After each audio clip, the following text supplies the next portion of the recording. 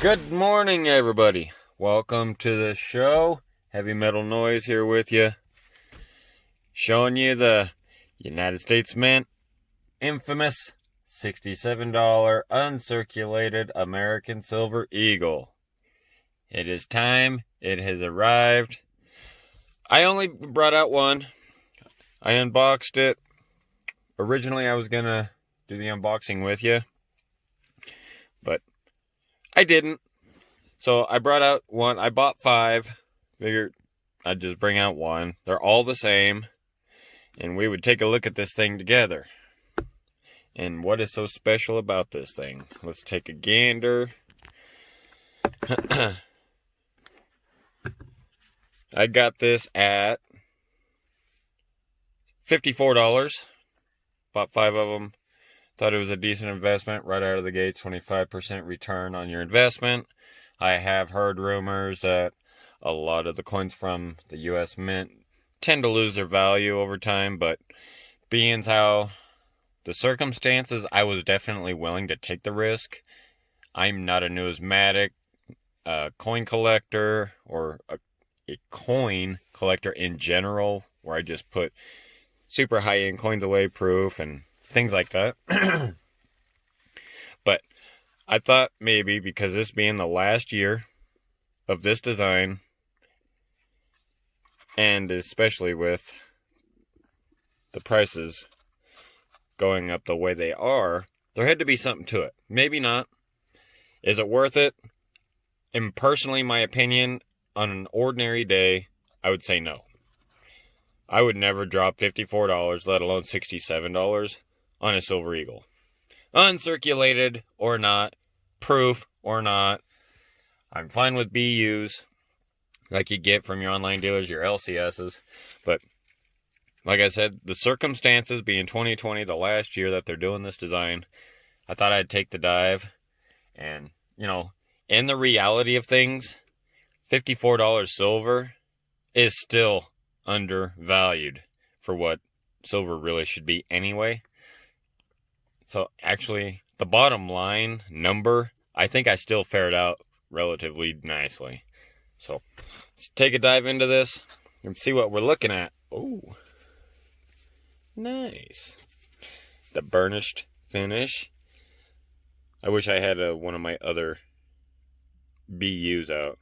We could compare the difference. To my understanding, this is a lot more. The dies from the mint are all, like, how would you say, fresh? Not fresh. Yeah, I guess fresh. Fresh dies from the printing press. A tiny bit more detailed. And from my understanding, when compared to a regular BU like we normally get, that the BUs are a tiny bit darker. These are, like I said, the burnish finish. A little bit more of the, I don't want to say chrome, but a straight silver finish to it. So, pull this out and see what's happening here. Boy, they really don't want you to get this thing out, do they? As you can see, I am in the Elantra office. Yeah, I am a little bit chilly. I thought I'd get out and get a little sunshine while I'm making the video for you today. My wife is actually still asleep. Thought I'd be a little respectful and keep it quiet in the house for her. Okay, here we go. There. It definitely, man, that thing's in there tight. Okay, so anyway, here we are. This comes from the West Point Mint. And that's another thing I noticed as far as the difference in our regular BUs that we get is they will not have, you will not ever know where they're minted at. I mean, there's a couple of videos out there that do tell you and have discovered, and you can find out from the mint themselves. And I think there's a couple of online videos that talk about it. But your regular BU ASEs do not have a mint stamp right there. The W. West Point Mint. if you actually go back into a tube of your ASEs, you will not find that. Now, I did discover, after a little bit of research, your 1986 and 1987 ASEs were all minted in the San Francisco Mint. I actually have a 1987. That was kind of a nice fact, except I found out that the 86s were substantially lower mintage, a little over 5 million. I mean, it's still a ton, but the 87 had a little over 11 million. I just prefer to have a lower number, obviously.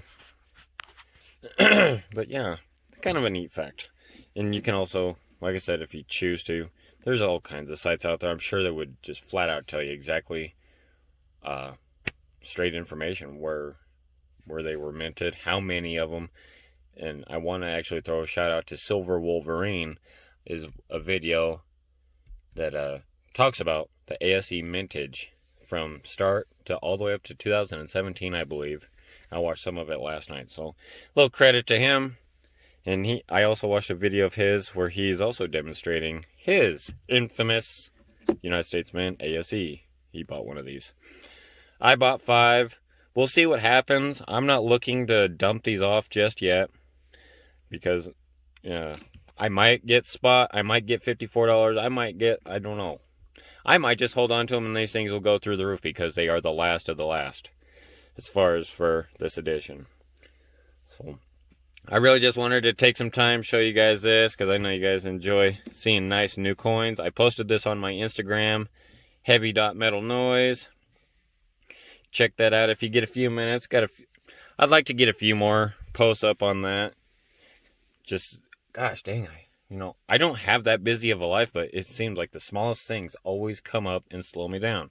And I'm sure every single one of you know what I'm talking about. Takes you all day to do just simple things, and you just never get a breath. Whether you're being tired from working all night, whether you got to mow your lawn, whether you got to clean your house, do the dishes, whatever the case may be, it just takes up all your time.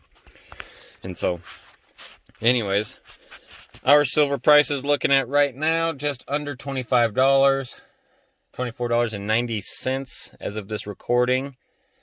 Gold is up just a tiny bit. The markets are up pretty decent, recovering after a modest drop yesterday over 400. They're up roughly about 200 right now. So they're trying to get back on track. Definitely relying on the stimulus. Medicine's running out. The steroids need to be bumped up even heavier. Fed needs to print more money to keep this whole little Ponzi scheme propped up. Hyperinflation, huh? Speculation, depends on who you talk to. Some say it is coming. I don't want to say yes, but I do want to say yes, because I've said yes in the past. Because, I don't know how hyperinflation's not coming with all the money printing, all the bailouts, all the money going into the markets that is bogus anyway. And the point is, this isn't the greatest example to go out and, buy one of these to protect yourself. This is merely just for show, to show you guys of what all that ruckus was about. Silver, the mint raising prices on the Eagles. No, it's just these ones and some other few, not like the ones that we normally buy. To reiterate that. But yeah, silver in general, 3 9s. It doesn't matter what it is. If you like constitutional silver, fractional, you got to get this to protect yourself from that hyperinflation. Because if you look around in your towns, go to the grocery store, what's the price of a loaf of bread? Or, what's the prices of things that you bought a year, 2, 3, 4, 5 years ago compared to today? And dramatically increasing as each day, you go from week to week and you can see the differences in just the small things in your stores. Depending on your area, every area is different. Some places are very nice and doing very well. If that's the case for you, hey, God bless you. You are in a good spot. Fortunately, I am in the West Desert. So far, the effects of what is going on have been minimal in my town. We're able to sustain life pretty well. Our economy does pretty well, but who knows what can happen overnight. But definitely be protecting yourselves. I got asked yesterday from a coworker of mine if I was just starting out. I don't know how many times I've answered this question, but I highly encourage every single person, whether it be at work, online, through my channel, through Instagram, whatever the case is. I don't care if you ask it 330 times. Keep asking it if you don't know. If that makes sense? If you got questions, ask. Because the worst answer you're going to get is one that I don't have at all. Or from whoever you're asking. Keep asking. If you forget, ask again. Reiterate it in your head. So, what would be my stacking strategy if I was just starting out? And I says, generic rounds. Build your weight. Don't worry about spending high premiums on nice cute coins. I made that mistake. I don't know if it was a mistake. I had a decent amount of weight to my stack. About, I want to say, roughly around 100. After 150 ounces, I started looking to, kind of limited mintage coins, spending a little higher premiums on things, and around that point, I think you're in the safe bet of go ahead and you can explore. But just barely starting out, you're 10, 20, 30 ounces. Get the generic rounds, you're saving the money, and reinvest that into more of a stack. Add to your weight. It's vital. I just wanted to touch on that briefly. There's a question, and I know it's a very often asked question, and it'll never get old. I like answering it to help anyone that I can. You guys out there who are watching this, thank you so much for taking a few minutes out of your day to hang out with me. I need to show off this new Silver Eagle, the infamous $67 ASE from the West Point Mint.